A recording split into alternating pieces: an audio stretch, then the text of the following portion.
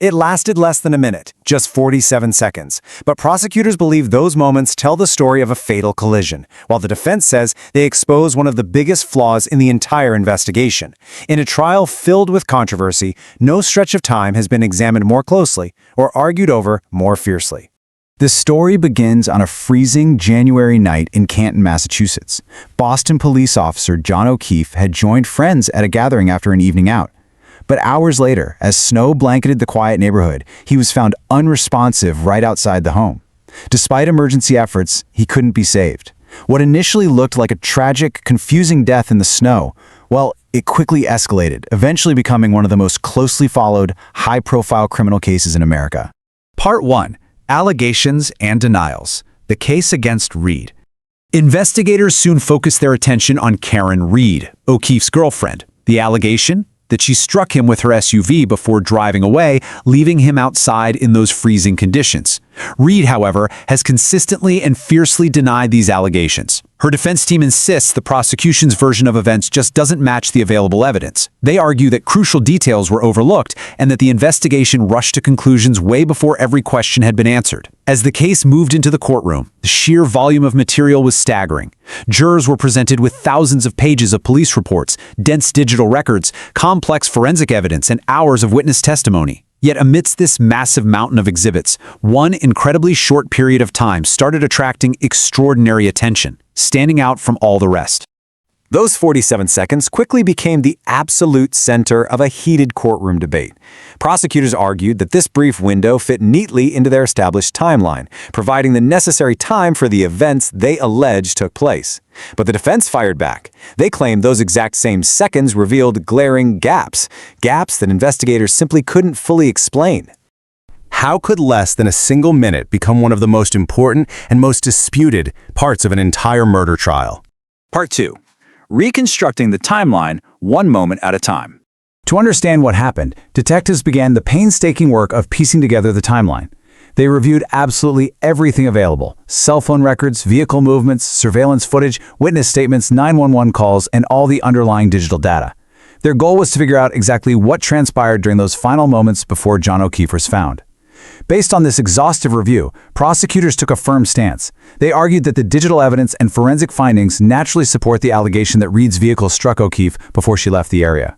They maintain that when you step back and look at the timeline as a whole, it remains completely consistent, reinforcing their theory of what happened that night. The defense strongly disagrees. Karen Reed's attorneys challenged the very foundation of that reconstructed sequence. They questioned how certain digital records were interpreted, pointing out that witness accounts didn't always perfectly align with the prosecution's narrative. Their argument was clear: if those crucial seconds contain unanswered questions that investigators never fully resolved, and if they can't be reconstructed with absolute certainty, then the broader timeline becomes far less reliable. As more testimony unfolded, legal experts and trial observers started noticing a remarkable pattern. Nearly every major courtroom debate, whether it was about phone activity, vehicle movements, or shifting witness recollections, it all eventually circled back to those missing moments. Both sides just repeatedly returned to that exact same stretch of time.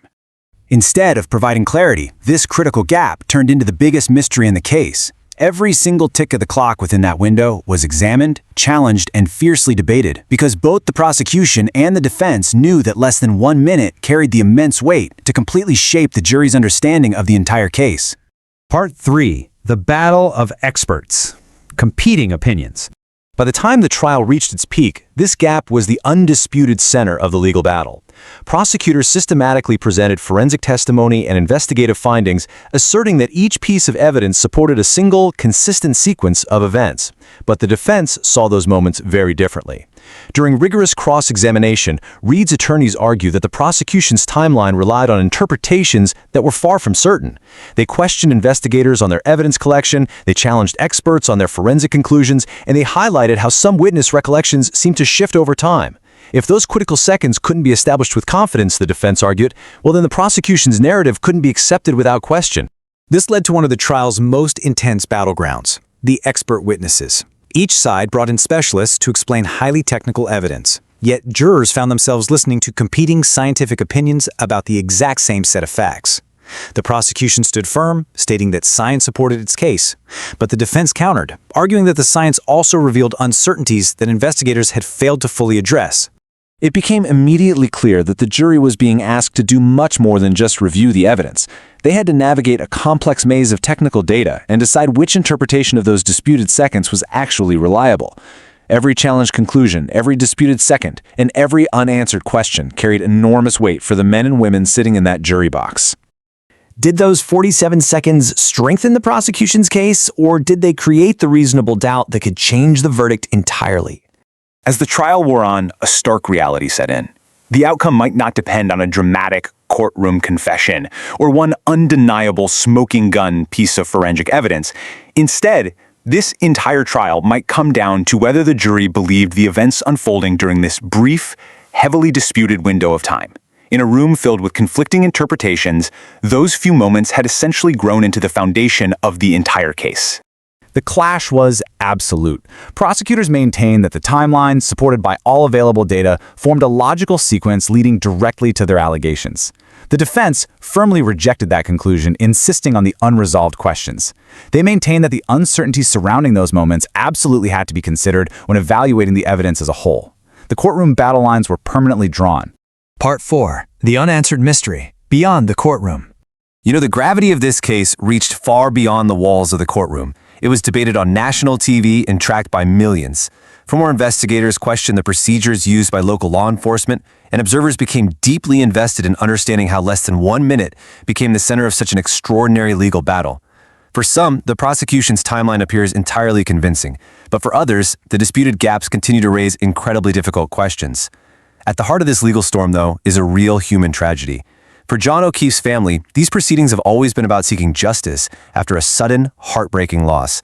And alongside that stands the immense burden placed on the court, the responsibility to evaluate the evidence fairly and to apply the law impartially, no matter how intense the public scrutiny becomes. Can just 47 seconds truly reveal what happened on that snowy January night? Or will those missing moments remain one of the greatest unanswered mysteries in the Karen Reed trial for years to come?